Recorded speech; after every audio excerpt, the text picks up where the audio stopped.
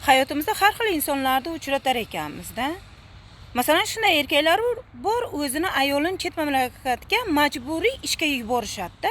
Farzandimizni o'qitishimiz kerak, uylantirishimiz kerak degan har xil gaplarni gapirishadi.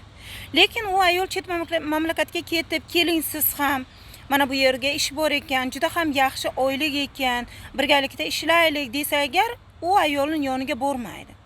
Lekin ayolini ham o'zi bilan birgalikda o'sha o'zini yurtiga yashashini ham istamaydi. Go'yoki uni boshqa ayoli bor yoki bo'lmasa shu ayolini yoniga turishini va u bilan birgalikda yashashni istamagan kabi. O'zini yurtiga o'sha erkak juda ham ko'p oylik topadi. Hamma narsaga yetarli maoshi bor.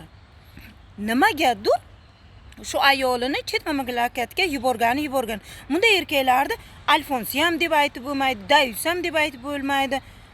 Qanday erkaklar toifasiga kirsaki bunday erkaklar?